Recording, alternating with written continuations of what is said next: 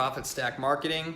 I wanted to kind of check back in one more time to kind of give you guys a little bit of an update again, like I do every week, about kind of what I've been doing with my business. And also I wanted to kind of touch on this whole idea of not getting into the trouble of having shiny object syndrome. And for those of you guys that don't know what that is, which a lot of you probably do, shiny object syndrome is this thing that happens to a lot of people when they're getting involved in setting up their business, or really with anything, to be quite honest. If you're setting out to become an entrepreneur, or if you're setting out to do something within your business, or if you're learning something new, a new skill, or investing in yourself in some capacity, and you get really distracted with all of these different things that you're learning and that you're starting to become introduced to. So for example, let's say you're starting Amazon FBA and you've taken a course, tutorial, or something like that on how to set up your business, and then all of a sudden you start learning about marketing and then logo design that you're going to need, and then you start learning about all these other things that you need to do for your business in order to promote your brand or your product or whatever. And then all of a sudden you start getting flooded with all these Facebook ads that are coming your way. You see these sponsor links for all these other tutorials and courses, and before you can actually really take action and put something in play to advance and expand your business, you start running into this tutorial after tutorial. You're paying for all these different things, and rather than really focusing in and hammering in on becoming an expert at that one thing that's going to help you promote and expand your business to be able to grow and to be able to sell your products, or to be, whatever it is you're doing. I'm just giving you the one example. If you're wanting to expand as an online commerce entrepreneur, right? If you're doing that, then focus in on that. And if there's other things you don't know about yet, if you don't know how to Facebook advertise, if you don't know how to do Instagram social media influencing, if you don't know how to do all these other things that can help you grow your business, then you really, really, really should outsource that. Use freelance people to be able to do those things for you, because they're already good at that. And it doesn't cost you a lot. If you go to Upwork, or if you go to Fiverr, there's just so many different ways you can pay other people to do the things for you that you don't know how to do, that are going to help you grow and expand and promote your business, to do the things that you don't know about. So don't spend all of your extra time watching all these tutorials and listening to all these different gurus and just getting distracted, and your efforts are going 1,000 different directions. I've been guilty of it myself with different things in the past. It's kind of like if you're writing a book and you get writer's block. All right, so if you get into this writer's block thing, your brain gets so distracted with so many different ideas, rather than just typing away and doing what you're good at and what your brain is thinking, you get distracted so many different ways that you never end up fulfilling and accomplishing your goal of writing the book. All right, so I'm going to kind of give you guys one example too, of kind of how this works. So a good sort of a metaphor, all right, a metaphoric story. If you were told that there's gold out in the middle of this plantation somewhere, and somebody gave you a map and said, look, somewhere out here in this plantation, in this general area, if you dig deep enough, you can find gold and find all this wealth, right? And you get out there, and you know that you probably have to dig, 60, 80 feet down to find this gold.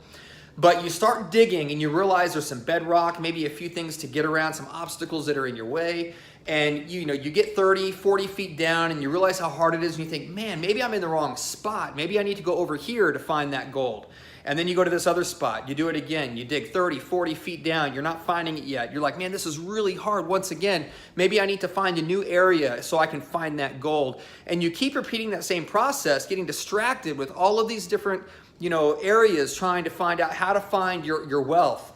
And next thing you know, you've got all these different holes in the ground, and you've never achieved your objective, which was to find the gold, all right? If you focus in on that one area and you get down 80 feet where you were told, hey, if you just dig hard enough and long enough, you can find your wealth, you can find your gold, then that's the only way to truly know if you're going to find it. If you get 80 feet down and you don't find anything, then maybe you're in the wrong spot. And then maybe you do have to move, right? But if you don't do what's required to find it in that one area, then you're truly never going to be able to have the success that you ultimately are setting out to have. So it's kind of the same idea with business, guys. If you're jumping around constantly trying to do too many things at once, rather than becoming an expert at that one thing, then you're going to have the shiny object syndrome problem. And again, I've been there myself, and I've been guilty of it as well. But the key is, guys, find what you're good at, take action, invest in yourself and learn something really valuable, and outsource the rest of it.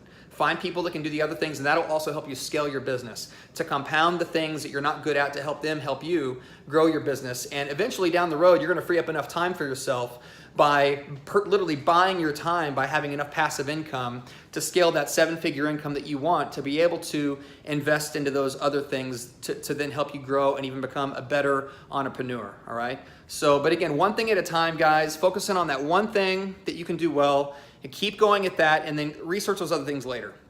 Don't spend all your time taking all these tutorials and courses and you know, really just wasting a lot of time that are not gonna help you build your business, okay?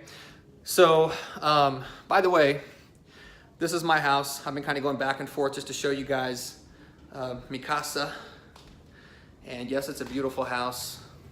It's about a $500,000 home here in the Midwest. So if I was living in California or New York or something like that, this home would be probably roughly, I don't know, $2 to $5 million.